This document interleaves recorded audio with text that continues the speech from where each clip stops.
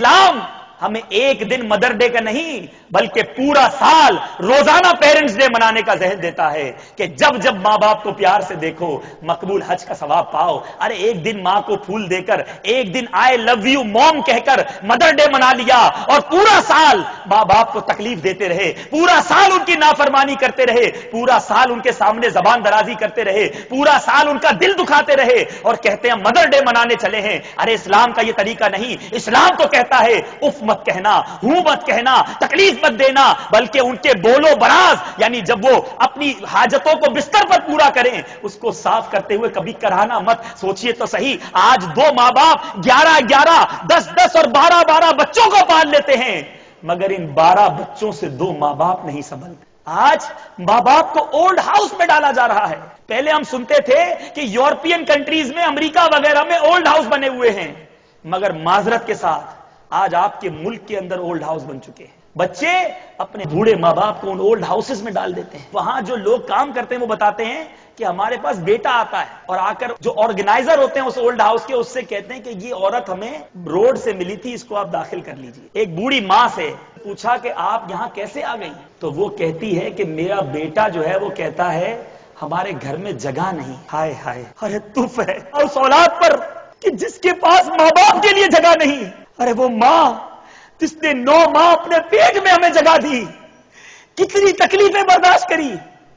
کہتا ہے میری بیوی کہتی ہے گھر میں جگہ نہیں ہے، ہماری پرائیویسی متاثر ہوتی ہے. تو ماں کو اولڈ ہاؤس پہ چھوڑ کر آ گئے.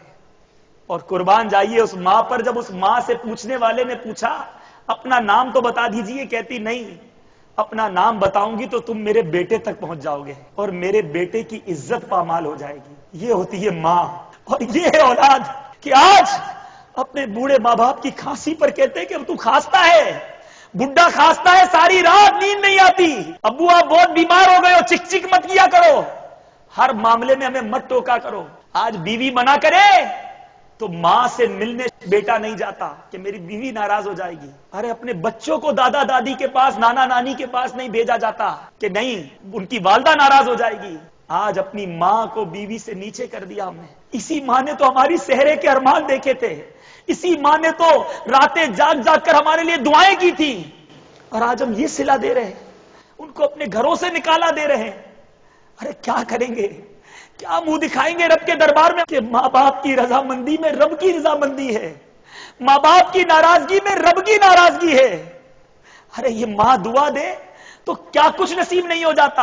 آج ماں باپ ڈرتے ہیں کہ بیٹے سے بات کروں گا تو میرے سامنے چیخنا شروع ہو جائے گا، اس سے کیا بات کروں، تھوڑا سمجھاتا ہوں تو جھاڑنا شروع کر دیتا ہے. ارے ابو آپ کو نہیں پتا آج کل کے معاملات، آپ بیکورڈ آدمی ہو، آپ سے کیا بات کروں، آپ کو تو کوئی معلومات نہیں ہے، بات کرنے کا طریقہ نہیں ہے. ارے بولنا جس نے سکھایا اس سے اس طرح بات کی جاتی ہے. تو ماں ڈرتی ہے اپنی بیٹی سے کہ میں اس کے سامنے زبان اٹھاؤں گی، کچھ سمجھاؤں گی تو مجھے ڈانٹنا شروع کر دے گی. تو پھر اس اولاد پر کہ جس کے ماں باپ اس سے ڈرتے ہوں.